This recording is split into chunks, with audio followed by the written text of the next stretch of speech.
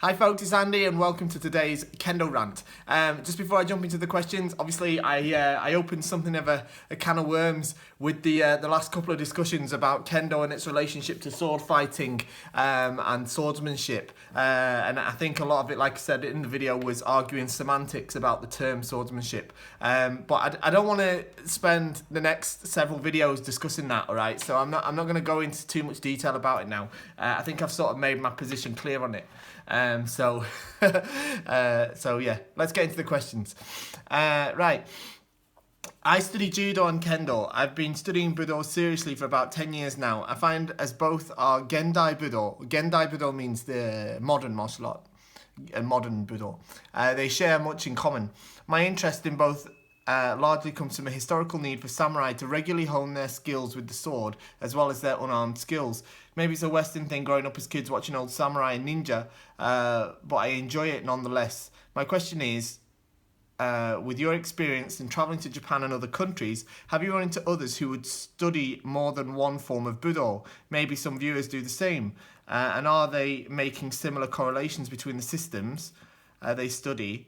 And maybe for those reading and watching, how does Kendo, Iaido, Jodo, and Judo, Karate, Do, Jujutsu help them grow? Well, yeah, in Japan, I know several people that study more than one Budo or martial art. Most people tend to specialise in one in general. The most common one, of course, within the Kendo community is people that also study Iaido. There's lots of people in Japan that also study Iaido. I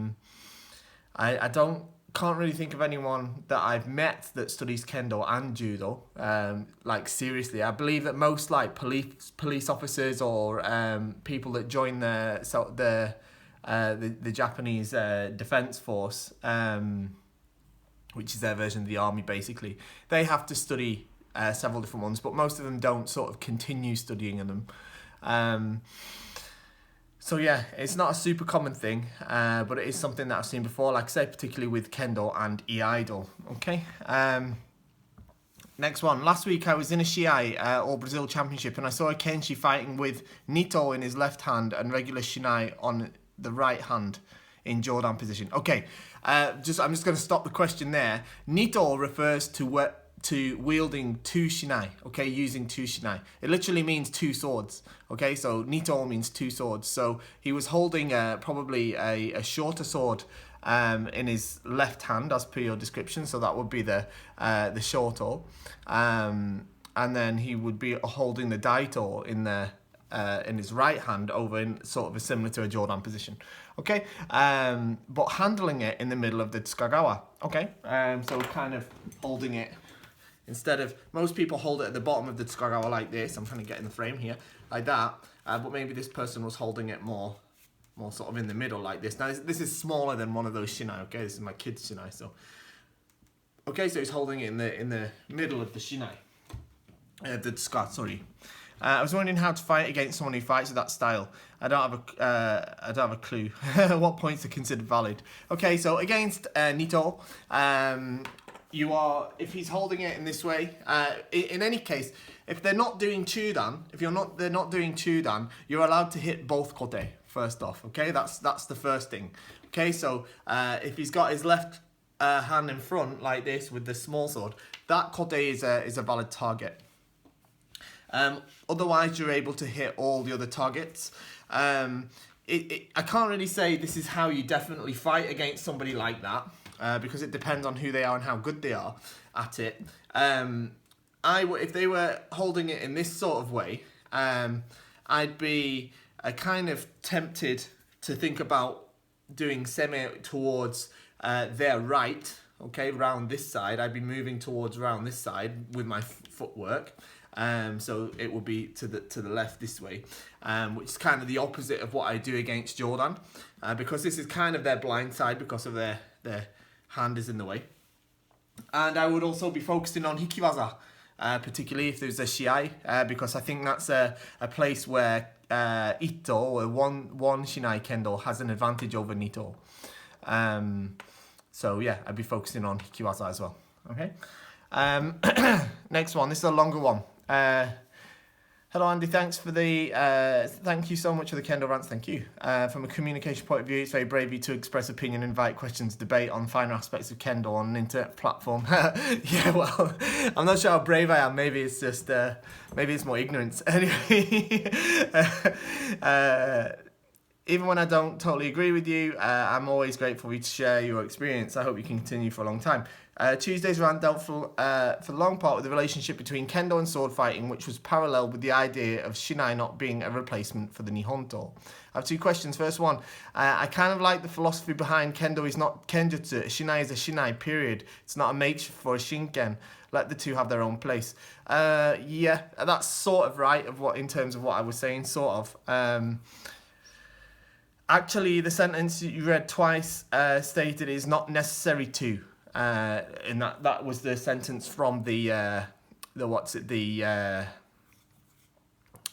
Japan Kendo Federation's Guide for Kendo Instruction by Takeyasu Sensei, the president of the International Kendo Federation, saying that it's not necessary to suppose the shinai is a direct replacement for a nihonto, or a sword, implying yes you can, but yes you cannot. So basically saying you don't have to think of it as a sword, but you could also think of it as a sword.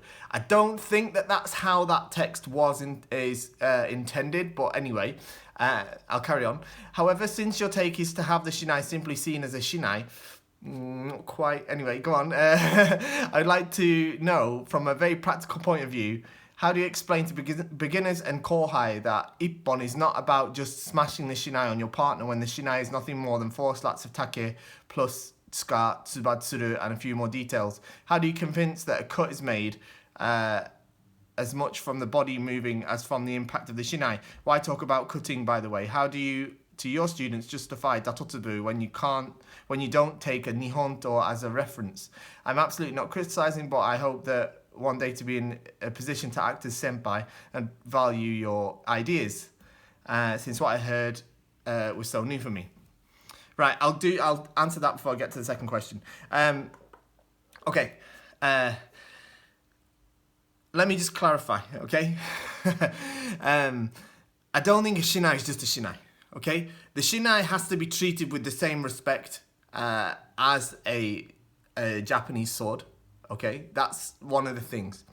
The part about you don't have to consider it a direct replacement, it just means that, okay, the shinai, it behaves differently. It behaves differently to a Japanese sword, to a shinken or nihonto. Yeah, when you strike with it, when you hit with it, it behaves in a different way, right? That's obvious because this is made of 4 pieces of bamboo, yeah, as you mentioned, that's bound with leather. Okay, so of course it reacts differently. Further, I'm trying to figure out how to word this without kind of I feel like I'm walking in a minefield now because I set this ball rolling and I probably shouldn't have done. Right. In terms of how do I talk to beginners or kohai about cutting and the correct way to cut, or how do I justify the totsubu? Right. It still is a representation of a sword. It is a representation of a sword. Okay? It's a representation for use in the context of kendo. Right? And that means that the idea is that we are studying the application of the principles of the sword. So to some extent, we have to think about the practical points of the sword. Yeah. So the datotsubu, the concept of the datotsubu, or the actual the way you treat the shinai, that you treat it with respect, are very important elements of kendo. I think, I really do agree with that, and I do think that it's important to. I'm not saying that you don't cut. Like in kendo, you should tap instead of cutting or something like that, or you should bash instead of cutting. I definitely don't think that. You should cut, but that isn't to say that. I think my point. I think we're getting a bit hung up on the term shinai and nihonto now. The reason I read that quote was more because we don't use the shinai as a pretend sword to pretend sword fight, right? That's not what I think Kendo is about. Yeah, it's not about learning how to win sword duels, and the shinai is not a replacement for a real sword for the purpose of a sword duel. It's not, okay? If it was, it would be the same size and similar shape to one, but it isn't. It's longer, okay? And it's lighter, of course, all right? And it behaves differently. Now, I'm getting down a rabbit hole now that I don't really want to go down anymore because it's dragging sort of on. But it is important to talk about the Datotsubu. It is important to treat the shinai properly. It is important to think about cutting and to think of the principles of the sword, okay, as well, whilst we're using the shinai. It's a grey area. It's not easy to put into words. And I don't want to just fob you off by saying, oh, you'll understand with practice. But I think there is a part of it that applies to as well, in that it's something that you come to a realisation with through sort of repeated practice of Kendo as well, all right? The second question is a bit of the same about sword fighting, Kendo to martial arts discussion. In my current state of a Kendo practitioner, I see the difference between combat sports and martial arts, as in you should train in martial arts with the acute perception that one day your life may depend on today's training. I know it's extreme and not all that realistic, but without the concept of I must train as if my life depended on it, I have difficulties justifying STEMI during my training.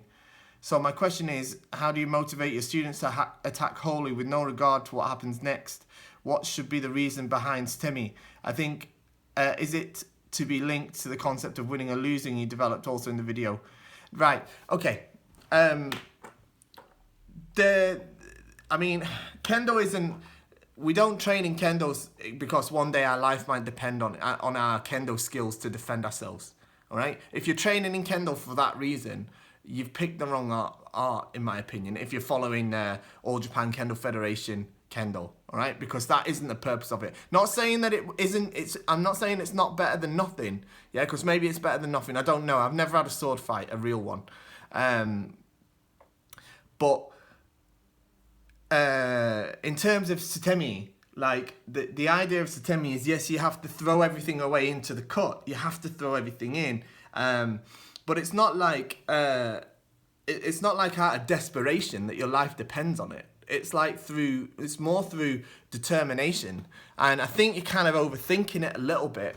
If you want my opinion on how I teach my students to develop STEMI, it's really simple. I don't explain it that much, okay? I explain it a bit, I tell them what it is, and then I make them do loads of kakari geiko, because that's the best way to train STEMI, right? Is to do kakari geiko. And that's how STEMI is developed. That's why youngsters in Japan, especially at high school, junior high school, they're doing loads of kakari geiko, all right? Because they're getting into that's how they're training, they're throwing everything in, okay? Because if they don't, then they have to keep doing it until they're doing it right, and then, you know, they want to stop, so, because they're tired. So that's, you know, that's where I'm going with that. Okay, so let's move on. Okay, this is another one. Thank you for your answer. That was an interesting follow-up question. I promise I'll leave you alone. So this is about, we were talking about the, how do you say, the reduction of valid strike areas and stuff like that. We talked about in the last video, or before that, I think it was even. I appreciate the competition rules for Kendo are set centrally by the governing organisation, but how do you personally feel about rule changes which make certain techniques more or less likely to be used in competition? For example, thrusts to the body being withdrawn as a valid technique to make Jordan more viable. I would suggest that counting on a wider range of strikes to the hand and wrist might make some of the other Kendo postures more popular, as the hands are further back, which would make them a more difficult target. What do you think? Should the thrust to the body have been kept and Jordan allowed to die a natural death? Would rule changes rules changed intended to make a wider range of postures viable in competition be good for Kendo, or are things just right as they are? Okay, so this came off the back of the discussion about using different stances, different kamae in shinai kendo, and I was talking about how wakigamai, for example, isn't a super useful kamae in shinai kendo, and I think it was yourself that commented about it, saying, well, if kendo's about self-improvement, then why wouldn't you test yourself by using these more difficult kamae? My response to that was in the last video about how you do have to, kendo is about self-improvement, but it's not about handicapping yourself. Go and watch that video for the response on that. It's the one about, I think it's the kendo disarming video, probably the last one I put up. Okay, how do I personally feel about rule changes that make certain techniques more or less likely to be used in competition?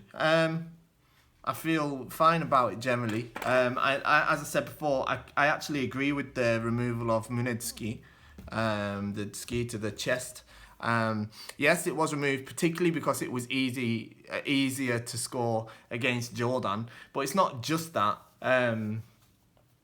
It's also, I think it's a lot easier to score against Chudan as well. I do think that I do agree with that removal, and I kind of like how Kendo is sort of become cleaner in lots of ways since then.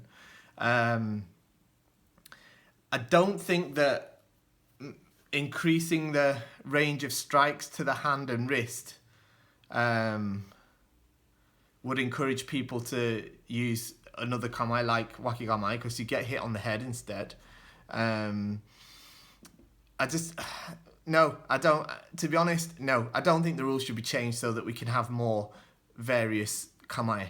All right, I think that's kind of. I feel like it'd be a really forced way of trying to get people to use other kamae for the sake of it, and I don't think that that's what Kendo should be about. I can, I can sort of see the reason a lot of people want to use the different kamae in shinai kendo, but with the rules as they are, and I'm quite happy with them as they are. I just don't see it being necessary, and I certainly don't see a need for the rules to be changed in order for that to happen. Okay, so that's where I am on that. Okay, last one, and then it's time for me to go. Okay, hi Andy. This is from the Kendo Show All Access, not All Access, Early Access group. I'm quite tired. You can probably tell. I'm kind of slurring my words a bit, and I'm not as sort of responsive as normal. So apologies for that. Anyway, hi Andy. I'd like to know what is considered as bad sportsmanship / taboo in kendo practice or competition, and have you personally witnessed any such acts? I enjoy watching your great and informative videos. Thank you very much. Okay.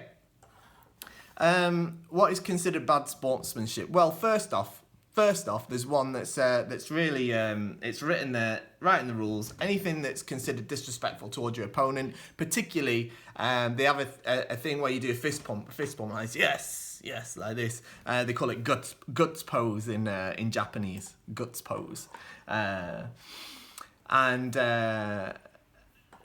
basically if you do this, if you score a point and then yes, or do this sort of celebration, then they will take the point away. It's removed. It's called torikeshi.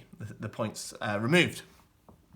Because this is disrespectful, and it's considered bad sportsmanship, because it doesn't account for the feelings of your partner, your opponent, who you've just obviously beaten. It's not very nice to kind of rub your victory in their face. And I think that's the main thing that's considered sort of bad sportsmanship or taboo in particularly in competition. There's a whole bunch of stuff that's taboo in kendo practice. A whole bunch of things like not doing the proper bowing, or leaning against a wall and not really looking like you're paying attention. Just stuff that's basic manners, to be honest. But in terms of competition, like I say, it's over-celebrating. Over-celebrating your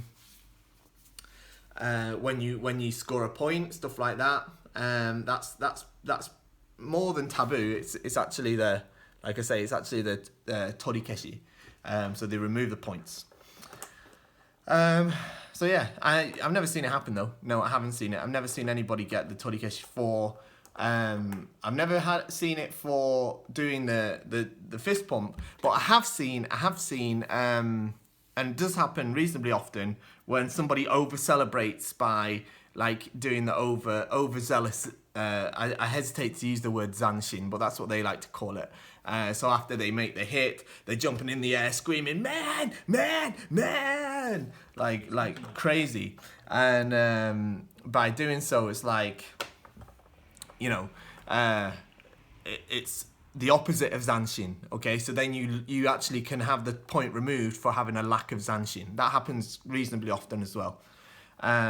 So yeah, that's another thing. Okay, so I hope that sort of comment that sort of covers everything. Like I say, sorry, I'm a little bit sleep deprived this morning. We're absolutely running off the rails here at KendoStar, getting everybody's orders sorted and shipped out thanks to the current sale that's on. It's pretty mental, to be honest.